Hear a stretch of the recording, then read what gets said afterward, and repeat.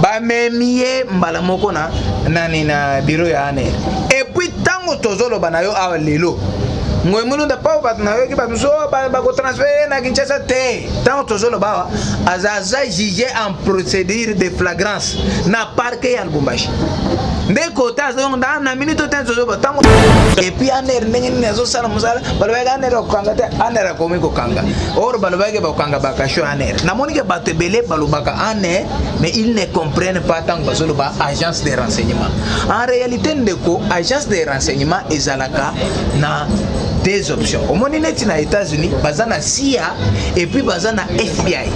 FBI, CIA a une agence de renseignement.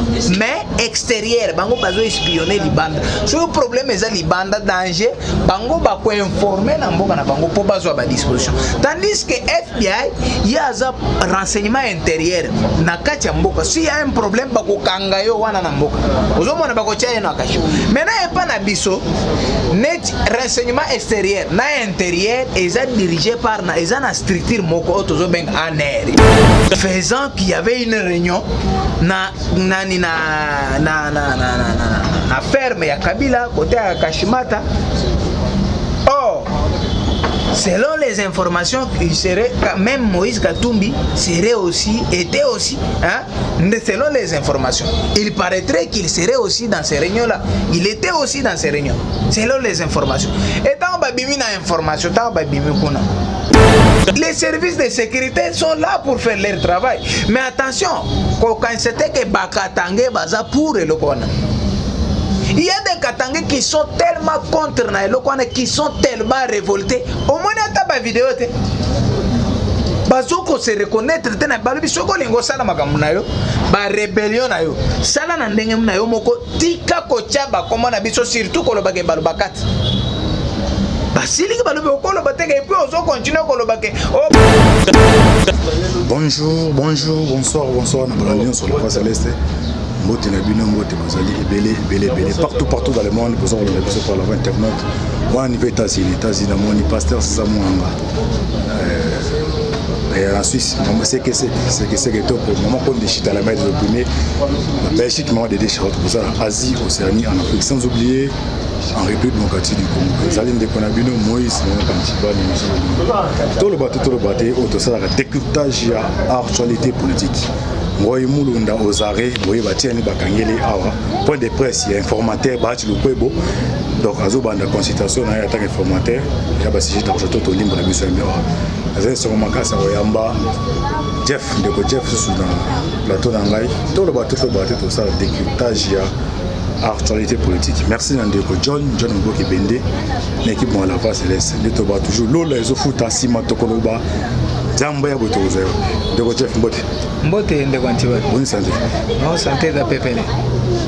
Informateur sur le point de presse, abandonné consultation et l'eau. Et sur les combien de jours.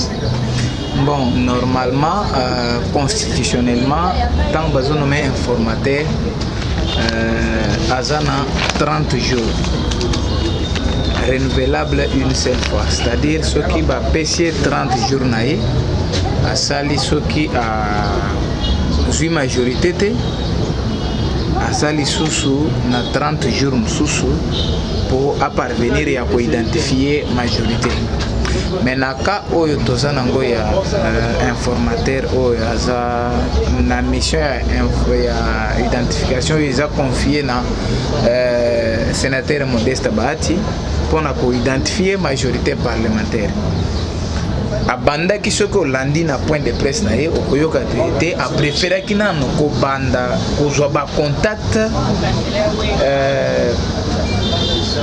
secrète na ba député et puis na ba chef ya ba regroupement politique nyonso tango asilisi nde mwani a lancé mission officiellement, mais cela ne signifie pas que on dirait abandeli délai na ye bandi siko te délai na ye bandi kaka depuis jour banomaki ye ti donc azane ti tikali na à peu près 2 semaines ya ko sala mais soko landi o mona ga ti a travailler ki déjà donc a su ba contact mais est-ce que azo zela batu ba le cas pour pas formaliser nini ba acte wana mais batuniye mutuna ndeko Moses batuniye mais ndenge nini pona koya na identité ndenge zo sala modo identifier majorité mais ndenge nini bokomi ko senga batu po moto ya pona ko identifier batu yo kizawa na pona ko identifier majorité mais okomi ko senga batu ba signer ba acte d'adhésion on dirait ça lokola batu bazoya ko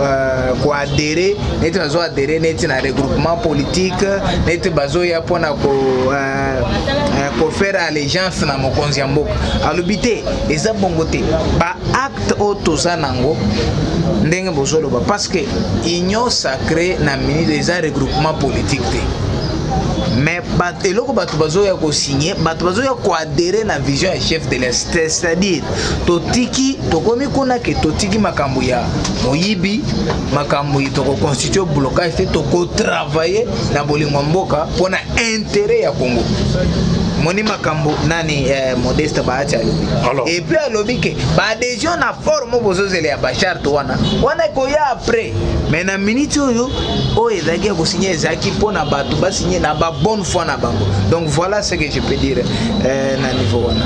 OK ngoyi mulunda ozari pasteur ngoyi mulunda bakangiye bitini bakangiye ngoyi mulunda ndeko Moïse ezana mwaile kumoko na bosani avant na kota likambo oyo mama na likambo oyo ya arrestation ya pasteur ngoyi mulunda oyebike ezaki na likambo moko ebimaki awa lokola makambo tolobaka ya budget Assemblée nationale mais oyo ebima makambo nani sénateur Modeste Bahati ba pesi mbongo $1,500,000 pona na l'effet monde aussi massa bazongo de formaté ba pesa balobo ba bimisa $1 million. Or tout ça kaka ndenga na lobaka nyoso ezaka kaka pona ko baby sa image ya union sacrée na ya mokonzi ya mboka ozomona or c'était faux. Modeste Bahati alobi bien que nayebi ke ndenge boza ba journaliste boye awa nayebi ke Israël Mutombo ndenge azawa na ndenge ya muto alobaki azana preuve que ba dekesaki mbongo $1,500,000 et Israël Mutombo n'était pas à mesure ya ko brandir preuve que ba bimisi mbongo donc biloko nyoso na ndenge bazo bimisa yango ndeko ndeko Moïse ezaka na sens ya ko salir mokonzi ya mboka et puis ko salir union sacrée et ce qui est faux mais à l'axi chikoke atikala ko zwa même pas un franc, même pas un 5 000. Mais en réalité, la mission va confier parce que ça nomination te net mutozu poste mobo net fonction il y a l'état il faut pas foutre mais na ba mission normalement il faut pas payer bon quelque chose à mission mais jusque là azu ata 100 francs tina chargé de presse na ya bimisi mbongo ya poche na ya poche ya mwasi na selon ba propos ya Modeste Bahati abimisi mbongo wana da petit chargé de presse on pour yekende ko couvrir manifestation donc au moni batika mutema lukunya na lukuta ko sala ba aventure necho ba bimisi ya ko critiquer ba budget oyo bureau d'aide et fenga juste pour nuire à l'union sacrée ozomona ndeko alors arrestation ngoyi mulunda ozare omoni tati zo continuer ba ceci là déjà mukuna zo finga kabila butu moyi mutokanga za teme ba mukuna ni teo ni pasteur ngoyi mulunda salle déclaration moko ba mondi bata ex ba mona isa grave teme yo wana ozare deto ba déjà ba député ya Katanga basanga pour sa déclaration. Ndeko d'abord so ba ko sala déclaration ko bangi tepe mututé c'est faux donc et ça fait l'air d'habitude to yeba ka bongo. Mais tango zolo ba député ya Katanga loba que certains députés ya Katanga za bango nyoso te parce que za ba député moko ya Katanga bazana méchanceté moko ya ko sakana te na ba propos ngoyi mulunda tenir.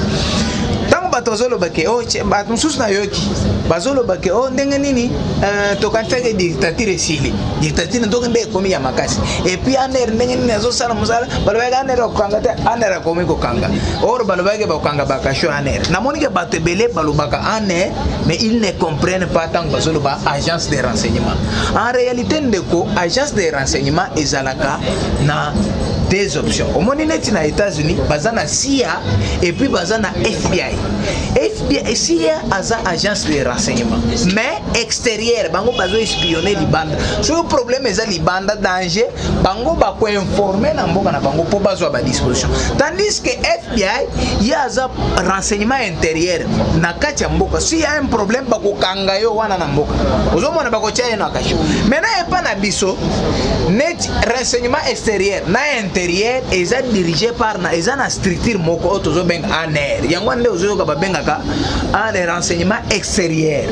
Wana eza pona ba auto baza ba libanda o ba espion o bazo tala makambo nini danger oyo bazo bako sala libanda il faut to yeba. Ozomona to sana bango libanda. O baza na kati nde bazo benga ka renseignement intérieur. O baza intérieur wana baza kana kasho.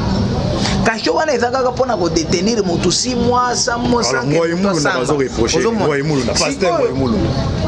siko tango bakanga ka mutu bazo kanga pona ba propos ko tenir ba propos moko o eza ou bien ba moni ko détenir ba information o eza ndeko na ndeko Moses na zokoma kuna eloko nini bakangeli ngoyi mundu selon vidéo onga na moni aussi longtemps que vidéo wana à moins que ça soit un montage, mais si c'est ça la vraie vidéo, le monsieur tient des propos tellement graves que nakoki ko imaginer te ke ko bimana munoko naye pona d'abord des positions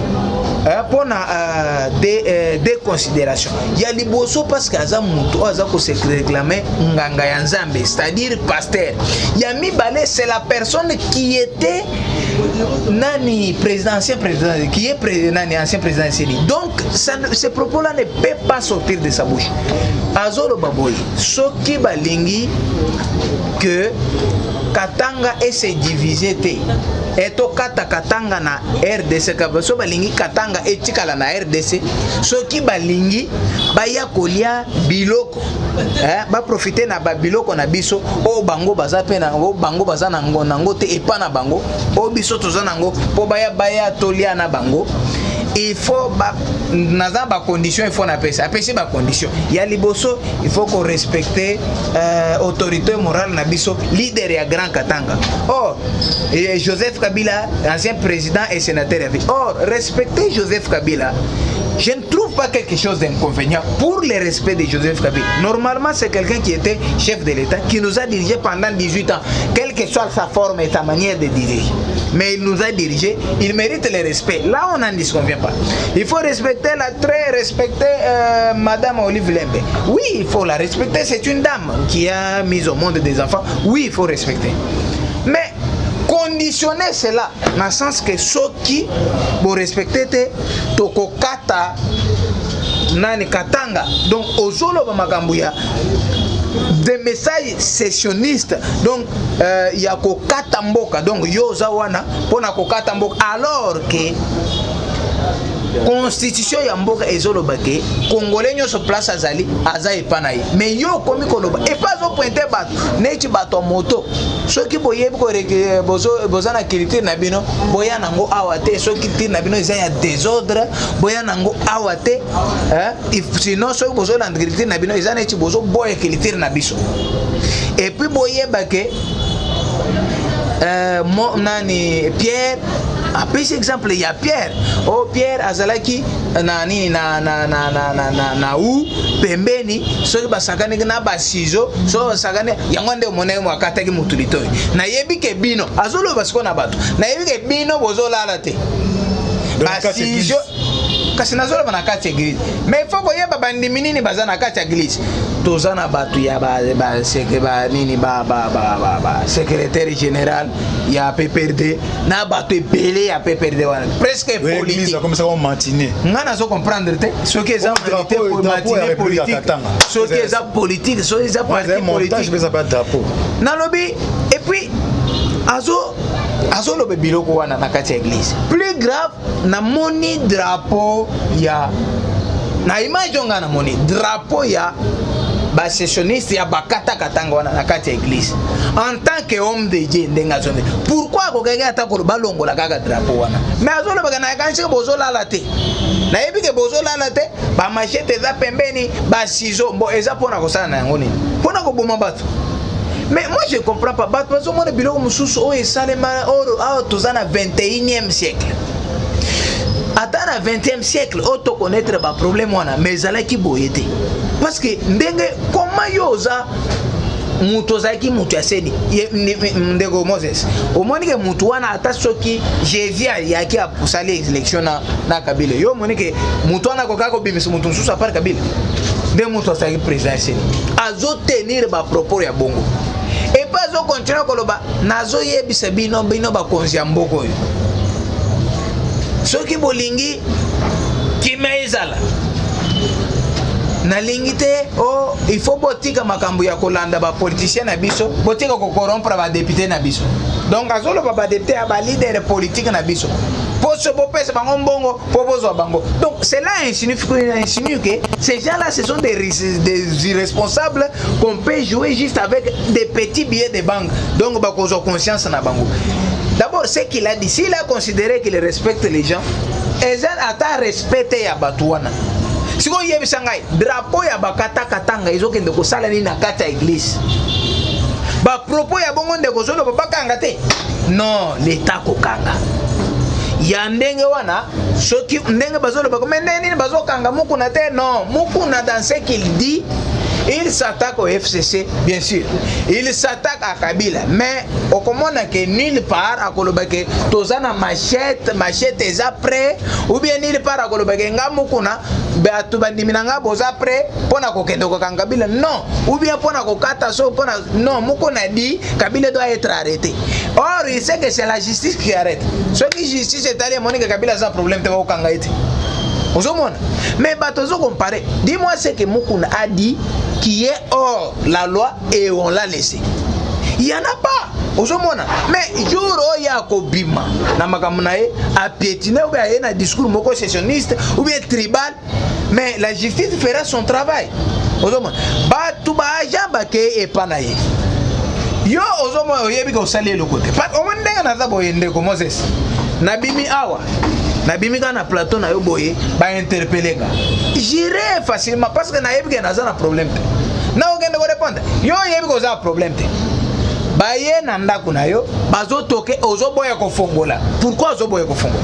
Et les agents ceux qui bazana mandat d'amener surtout ceux qui ba commettre bango mandat ke bakango n'importe où baya na yo place nyonso bakukuta yo ndeko ata soko kango koti na bungere bako sala nyonso babuka bazwa yo parce que c'est les mandats qu'ils ont bako respecter mandat na bako zwa yo bakena yo yo boye ko fongola. Maintenant vous attendez à quoi? Yo salé le côté boye ko fongola pourquoi? Et puis s'il a pensé que ça va jouer à sa faveur, ça va jouer très mal donc à sa défaveur. Parce que tant bako buka bako mona ga banda ko résister. C'est clair non? Eza na ba image o batu bazui yandako. Ce qui image on na moni wana eza réellement yandako na ye. Déjà ça va jouer à sa ça ne va pas jouer à sa faveur. Parce que beaucoup de banda ko boye, o banda ko banga, c'est-à-dire tu te reproches de quelque chose. Ozomon ba memie mbala moko na nani na bureau ya ane. Et puis tango tozolo banayo a lelo. Ngoy mulu da pa ba na yo ki ba so ba ko transférer na Kinshasa te. Tango tozolo ba azaza jugé en procédure de flagrance na parquet ya Lubumbashi.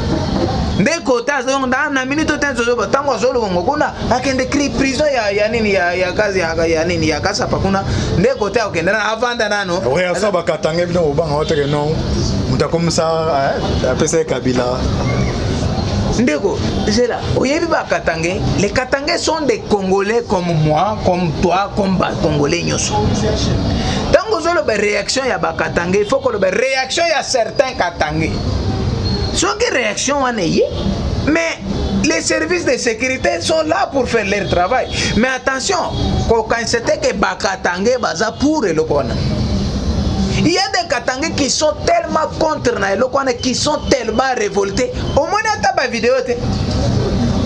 bazoko se reconnaître tena balobi soko lingo sala makambo na yo ba rébellion na yo sala na ndenge na yo moko tika kocha ba koma na biso surtout koloba ke balobakati basili ke balobi okoloba teke et puis ozo continuer koloba ke o balobakati bakokabona na baluba non en tout cas longole biso na makambo arrestation na ils ont combiné na déclaration Gabriel Kyung pa ba ke alerta ki non kala mingite kasi yo kale loko na toloba tozo koma kuna oye problème ezane oye bi omona information moko esirikilaki faisant qu'il y avait une réunion na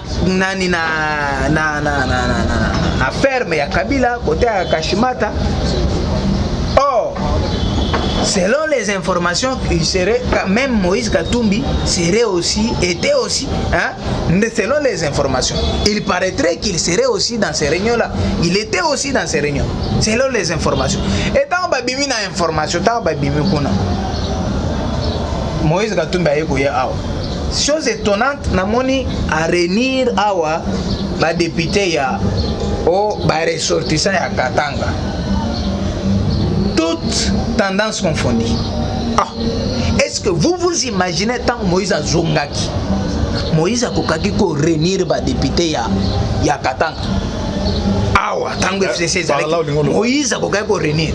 Non, là moi j'ai donc au moins j'ai doute fort de ces informations, mais je commence à avoir des problèmes sérieux parce que yo okokai ko ndenge nini kaka mi tango utiko seka ba information e utiko circuler na réseaux sociaux que Moïse azaki na ferme ya nini ya Kabila tango utiko leka oye a réunir tous les députés ba député FCC ba kendo kutana Moïse ba député ndeko omoni ata toza bana mike ata soko boko kwa to comprendre o toza bana mike ata toza mayele te ata bébé awo soko moni bébé mususu abe simbati parce que tu ne peux pas imaginer au monde bato FCC oyo baza sima ya Kabila penda ya Kabila na réunion organisée par Moïse Katumbi, ça ne marchera pas. Eko simbate mais eloko ni nesali ke simba.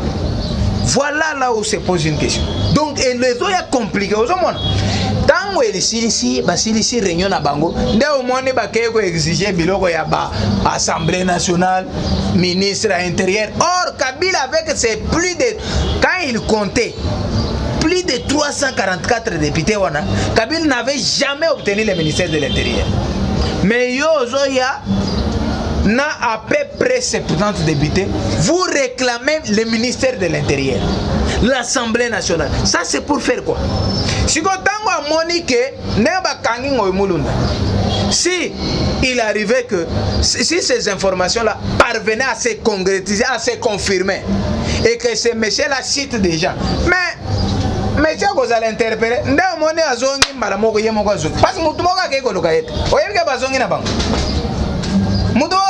parce que bango moko baye bango député oh mais bazongi na union sacrée ndeko nazo yebisa yo ndengo zolo ba ndeko tozolo bana weboye Moïse Katumbi na Jean-Pierre Mbemba bango moko bazongi na union sacrée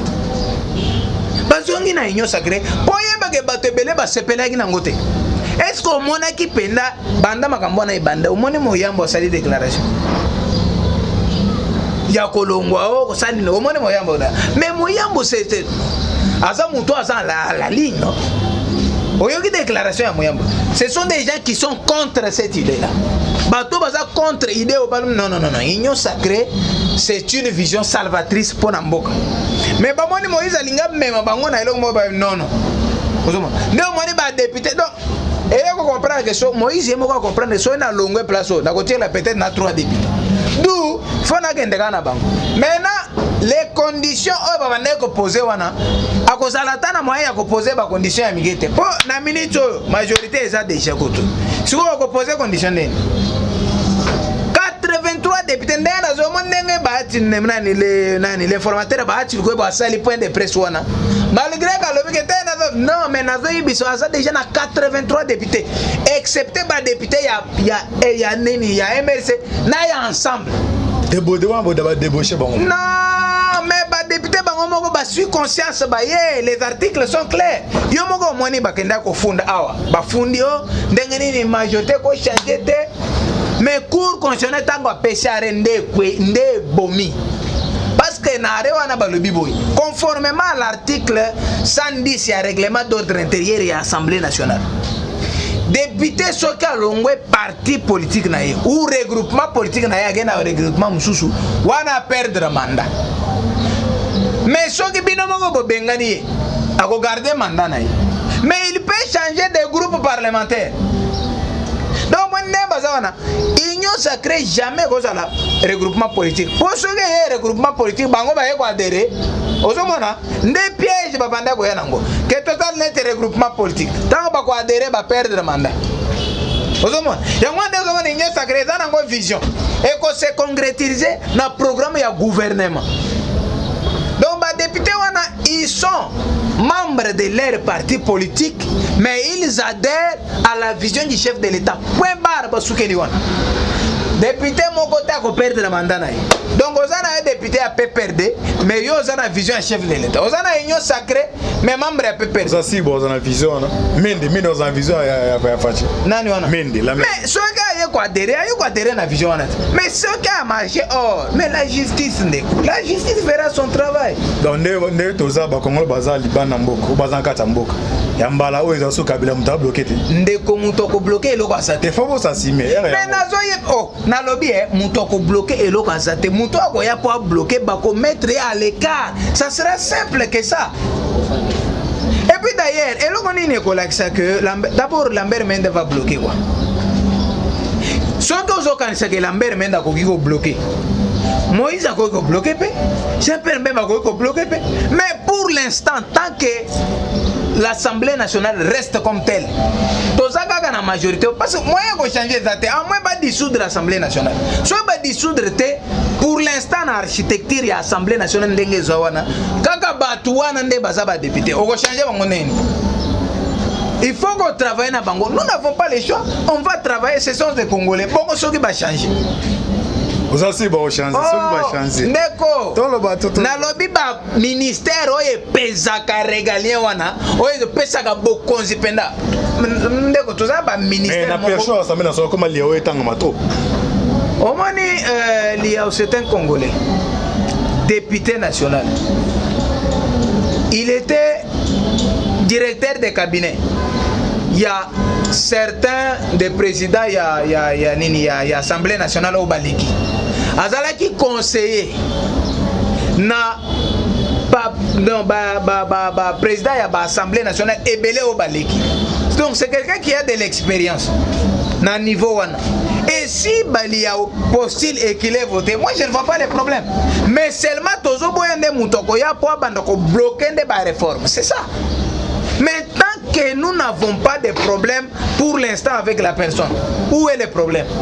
Aza lokola batu nyonso bakoki koya, o aza député, aza éligible à postuler, mais bon, il sera élu président.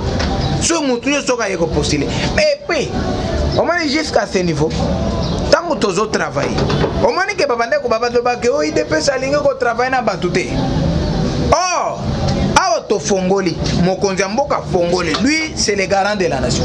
IDP c'est le bibiso tokozwa, ni Assemblée nationale, ni primature, tokozwa et le côté.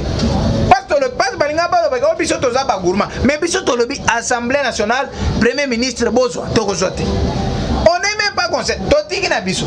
Mais tala ne bato ba wele la baga, to bato ba yaka pona intérêt na bango moko. O mende ba zo wele. Alors que mutusus et là biso tozo luka.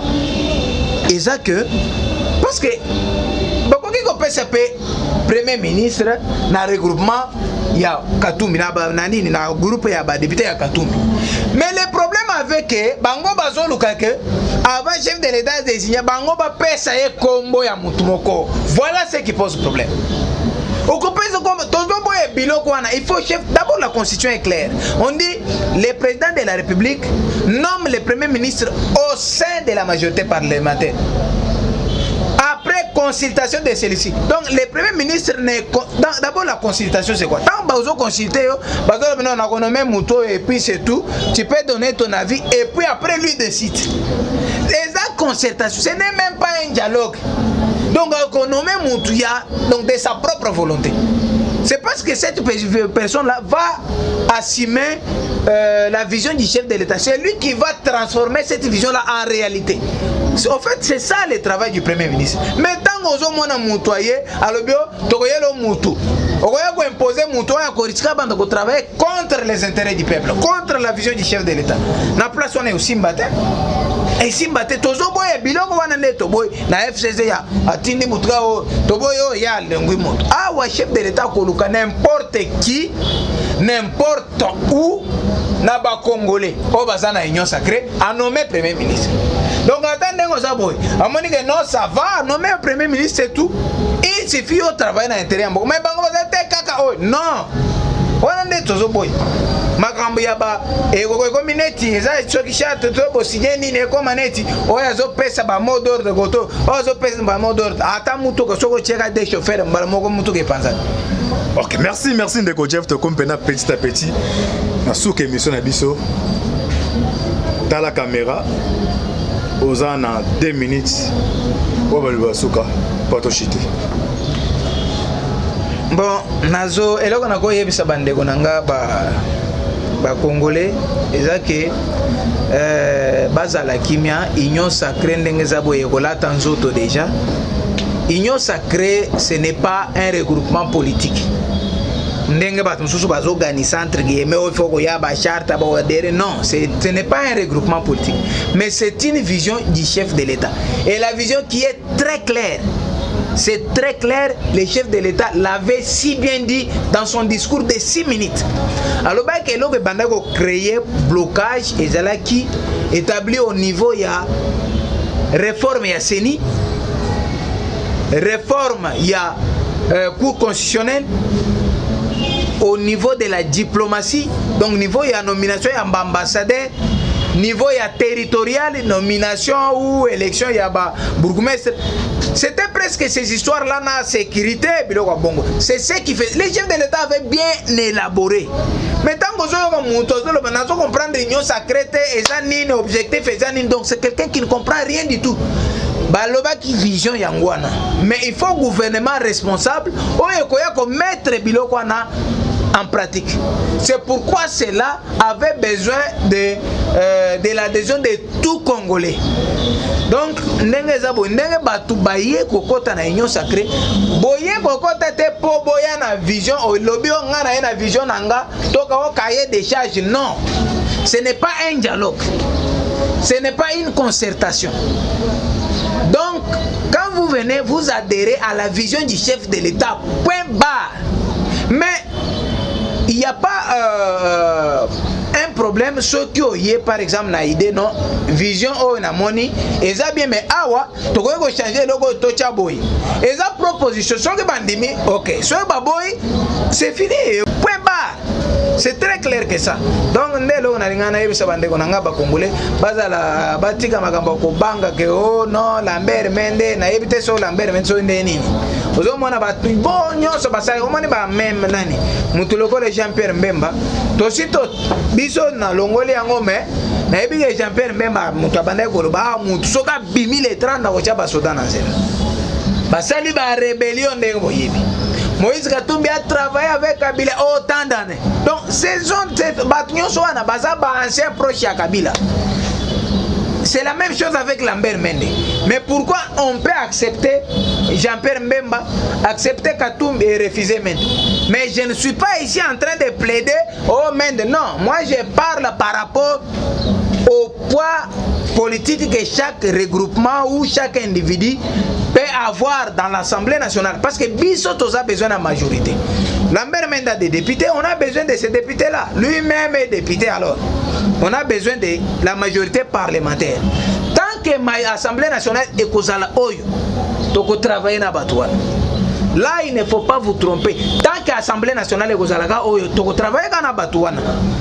Au moins, ceux qui vont dissoudre l'Assemblée nationale, donc on va député Moussous. Au moins, ceux qui ont l'élection Moussous. Mais tant que tu es en assemblée, Batouane n'est député. Je crois que le chef de l'État a inventé des députés, non. Donc, tout se comprend à niveau 1. Mais, union sacrée eza blanchisserie te eza ni neti place moko bato bakende ko batama pona mabe nyonso bakusala non soko sali mabe justice est au salam salanango. Aux ana union sacrée, oui, changer. Au salim mabe, la justice fera son travail. Bon, merci beaucoup.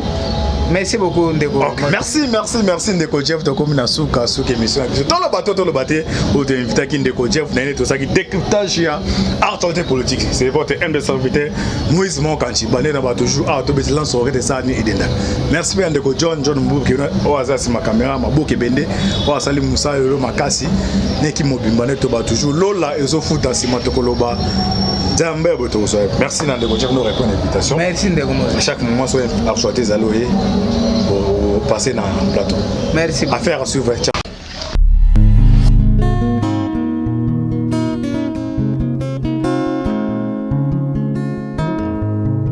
Le temps passe et ne s'arrête jamais. Alors réveille-toi mon ami. Et tout ce qui nous quitte chaque jour, laisse que cela nous serve de leçon. Car à chacun son jour, à chacun son tour. Peut-être demain sera ton tour. Alors réveille-toi et prépare ton âme. Car un jour.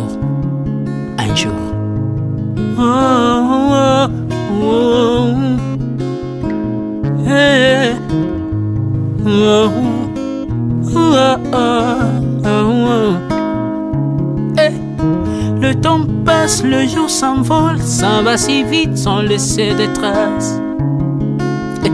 Comment faire pour l'arrêter, car il nous amène vers le jour de départ.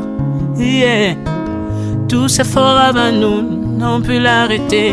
Il s'en va sans arrêt, sans pitié, ni nous laisse le temps de faire nos bagages, et de tout mener. Le temps passe, le jour s'envole, s'en va si vite sans laisser de traces. Comment faire pour l'arrêter, car il nous amène vers le jour de départ.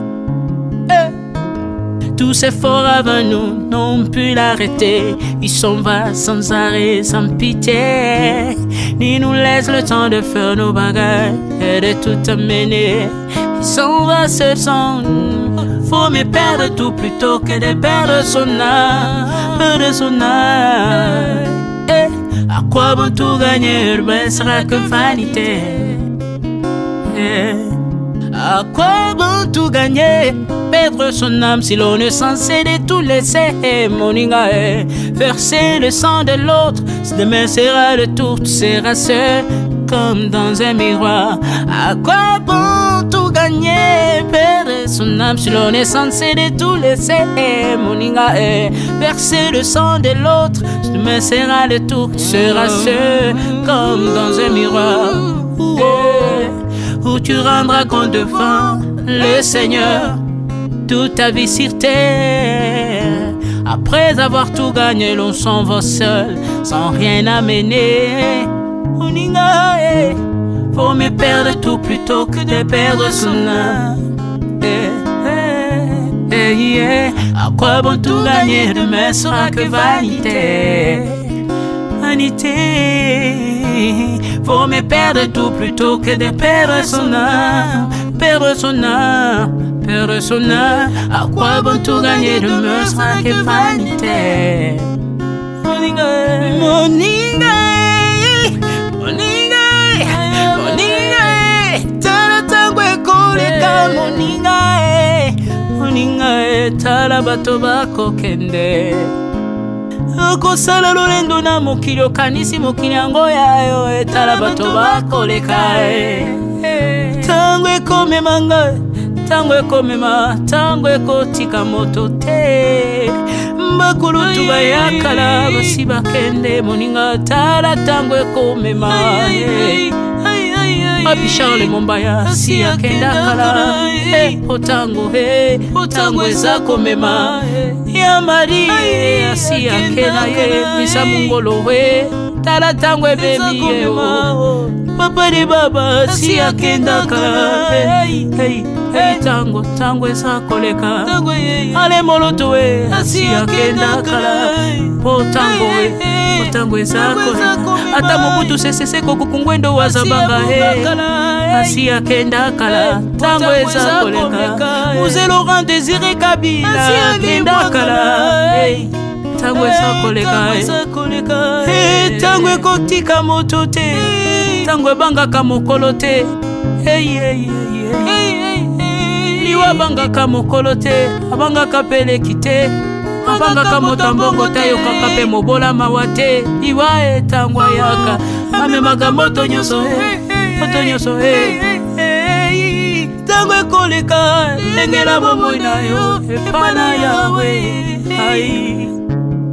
tango ekomema engela bomoi na yo mokolo na yo ekoya okokende ndenge nini le temps passe ne s'arrête jamais le temps passe moninga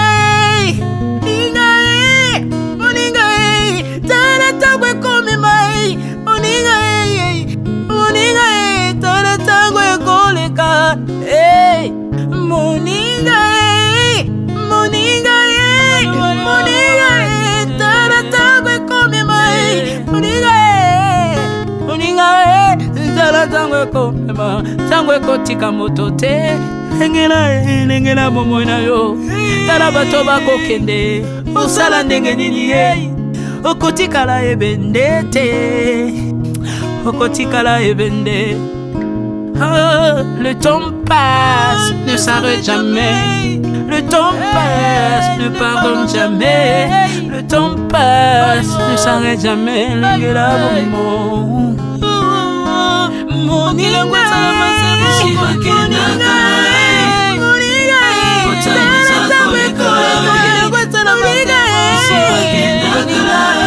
tala tango ekoleka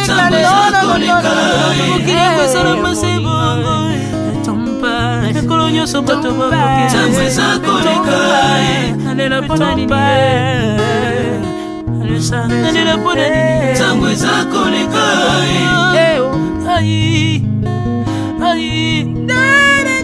tango eza koleka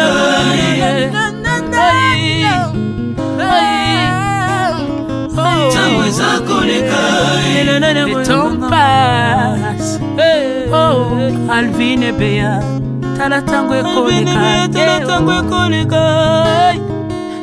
nabongisa bomonanga mpona nini bato bakokende biloko nyonso ekoleka nalelalela ntina nini natangisa makila na boma bato mpona nini soki nyonso ekoleka un jour nabanga kufa mpona nini soki naza putulu ya pamba mokolo ezali na koleka le temps passe